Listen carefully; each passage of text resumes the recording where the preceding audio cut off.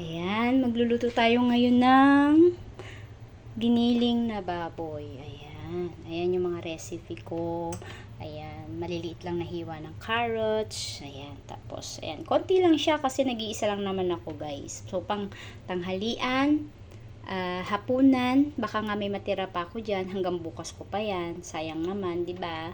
Maraming hindi ko makain sa Pilipinas. So, naiisip ko yun minsan, no. Ayoko nag-aaksaya ng pagkain. Yun talaga sa pagkain kasi mahirap lang din kami dati. Sobrang hirap namin talaga dati. Grabe yung wala kaming makain, ganun. Alam nyo ba yung mga chichirya? Yung ano ba yon, yung sa amin kasi parang criopec ba yon? Oo, yun. Ulam namin yun. Ulam namin yun. Tapos, minsan nga, asin lang din, ulam namin. Asin na may tubig, yun. Yun na, pagkain na namin yun. So, yan nga. First time ko talaga yan. Nagsasabi ako ng first time. At totoo yun, kasi ngayon ko lang talaga mararanasan yung magluto-luto ng Filipino food. Kasi matagal na ako dito sa ibang bansa, pero yung mga previous employer ko, hindi kasi ako nagluluto. Mas ano kasi ako, mas focus ako sa bata. Bata kasi ako, meron silang auntie, sila yung nagluluto. So, yun. So, ngayon, magluluto ako niyan para naman sa sarili ko. Pero marami na ako natutunan mula nang dumating ako dito sa amo ko na to. No, for 19 years na ako sa kanila. Alam ko na mag-western food, alam ko na yung Thai food, kaya syempre Filipino food. Para naman pag umuwi ako sa Pilipinas, meron din ako na iluluto para sa pamilya ko. O, diba? At para sa jowa ko. Shout out sa jowa ko. Na, ayun nga, alam nyo na ang chismis, kung sino nakakakilala sa akin. So, okay lang yon, ganun talaga. May mga taong ganun, diba? Piling malinis, ganun. So, yan, hindi na ako makapagluto-luto dahil kada daldal ko rito, alam niyo naman ako, ganito lang talaga ako mag-vlog, puro dak-dak, ganyan. So, magi-start na nga tayong magluto, sandali lang po. So, ayan na nga, pininitan ko na yung kawali at ilalagay ko na yung mantika. So, hindi na ako nagme-measure ng mantika, tansya-tansya na lang ba? Ganun naman.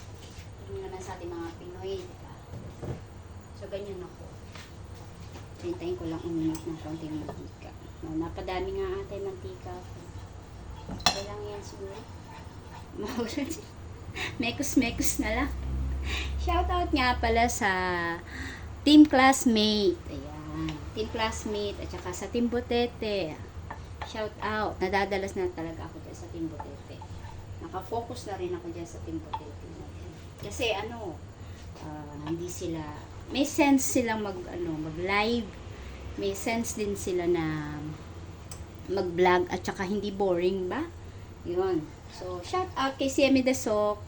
Yan, si Emi Dasok, sana mamuni ka na uli, maayos na yung channel mo. Tsaka kay Kuya V, sana mamuni na Kuya V. Sorry, ipa-play na ulit kita Kuya V. Ayan, si Kuya B ko mahal. Shout out sa aking mahal. Alam mo kung sino ka. I love you, mahal. Ayan. Marami akong mahal actually. Mahal na mahal ko rin ang team Butete at saka TBB.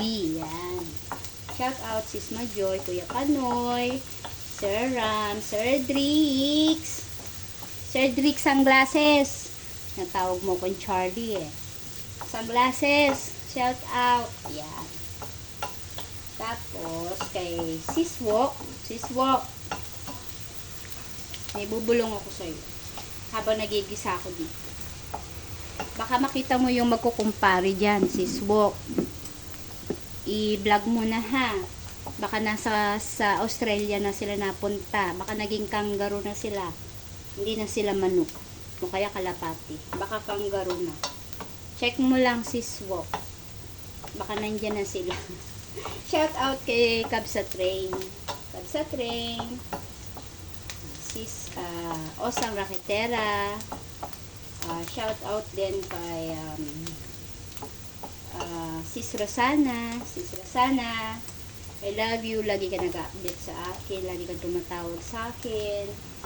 Shout out din sa lagi naghahanap sa akin kung asan ako, kay Ma'am Carol Ruiz. Ayan, shout out. Salamat sa pag-subscribe. Madam Japinay.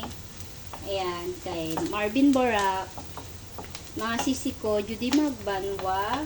Ayan, yung mga solid yan. At saka kay Sis Noren. Oh, ayan. Kay Sis Arsenia. Kay Sis D143. Shout out. Kelmon. Ayan. Yan yung mga bago-bago natin mga friends. Shout out na rin kay Rapgel, kay Buknoy. Hello! So, medyo malambot na yung aking sibuyas. So, ilagay ko na ngayon yung carrots kasi matagal lutuin itong carrots. Masyadong pino siya. Mas gusto ko kasi yung pino. Hindi kasi actually, papalusot lang ako. Actually, itong giniling na to, gagawin ko sanang embutido. Tinamad akong mag-grind sa fruit processor. So, sabi ko, gawin ko na lang giniling. O, yan, diba? Talagang pinong-pino na siya.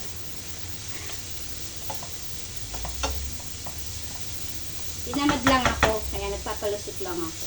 Talagang gagawin ko talaga is, relleno. Embutido pala, tawag di pala relleno. Relleno pala, bangus pala yun. Ayan na naman ako, si Wow, mali lang, okay lang yan. Yan, di talaga ako chef, so, ganyan lang yan. Saka di naman talaga ako siya. Yung pagbibideo ko is, wala lang. Ganyan lang siya. Kaya nga channel ko wala lang din. Pero salamat sa mga nadumidikit. Mukha atang mamomoni pa tayo. Salamat sa inyo guys. May nagpapadelete ng channel ko Sabi niya, delete ko daw yung channel ko. Sabi ko naman, bakit? Diba? So, ayan. Salamat. 830 plus na. Dati 852. Siguro may mga nagbaklas din dyan. So, okay lang yun, guys. Hindi tayo nangingisda, pero sumusuport tayo. Kahit saan, na makita natin naka-live, nakasupport tayo dyan. Hindi tayo namimili ng susuportahan. Kung saan lang din ako pumupunta, kung saan lang din ako pumapasok. Ayan. Shout out sa mga sponsor ng Team Butete, at saka sa mga secret sponsor dyan. Shout out sa inyo dyan lahat. Ate Nit, Ikalia. Ang solid Team Butete.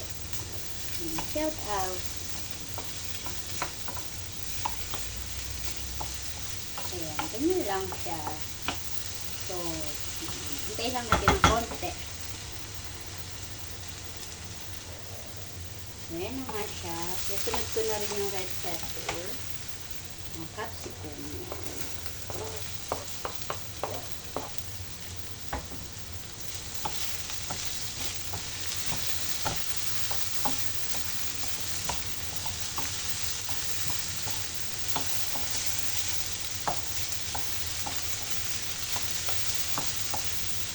Ayoko naman masyadong po yung red pepper, kaya lagyan natin yung meat.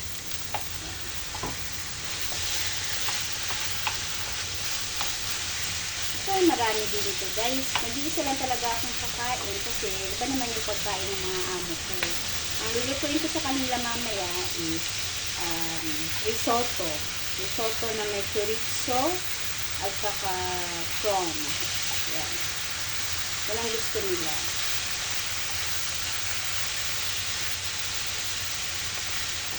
Yung risotto ko is may red pepper din yun. May red pepper siya. Tapos, finely chopped onion din. Nakagayak na actually. Nakagayak na yung aking ingredients para sa risotto. Ayan siya. Diba? Ayan. Pag risotto ko yan.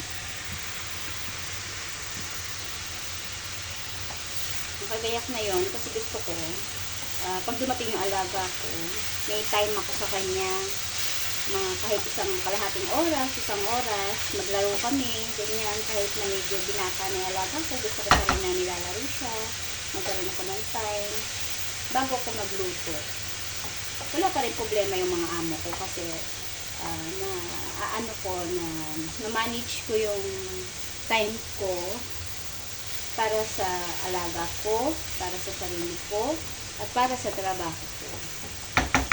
Kahit whitey tayo ng whitey, kahit tayo support ng support, never natin pinababayaan dapat yung trabaho natin, lalo na kung helper lang tayo, katulad ko, helper lang ako, hindi ko napapabayaan yung trabaho ko. Kasi, iba pa rin yung talagang trabaho natin kaysa sa YouTube lang lagi, di ba? So, yan. So, lalagay ko na nga yung tomato puree. Yan.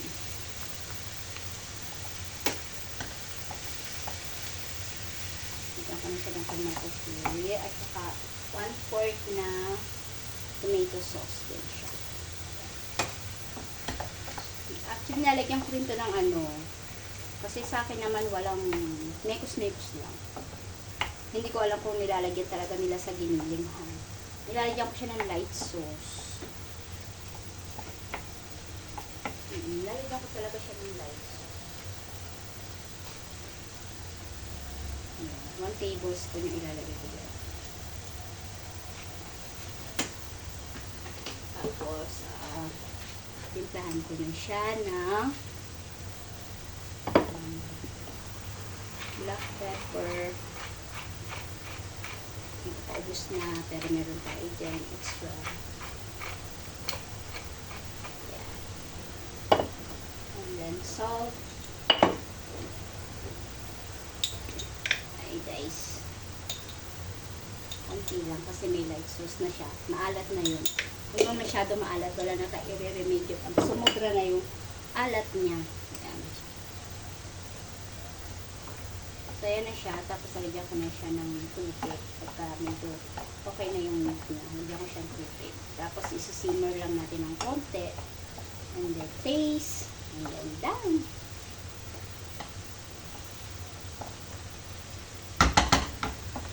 So, lagyan ko na siya ng tubig.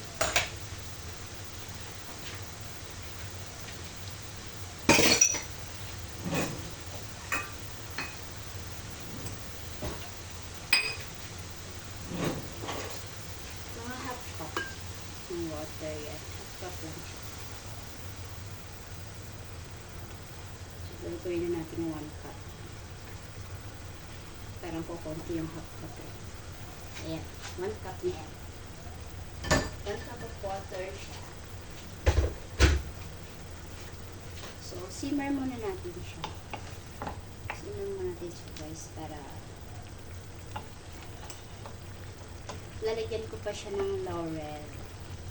Yung pampabango ba? Hanapin ko lang kung asan yung aking laurel.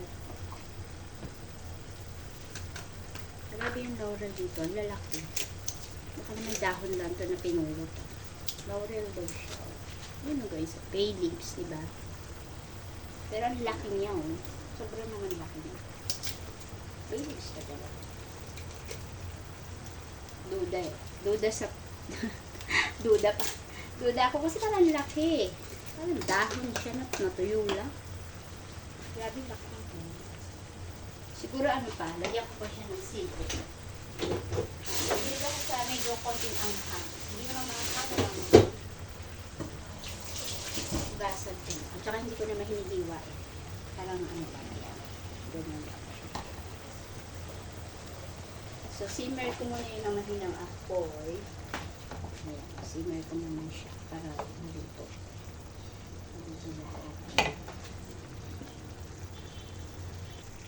So, ayan na guys. Luto na siya. Ayan. Thank you for watching. Thank you guys. Bye!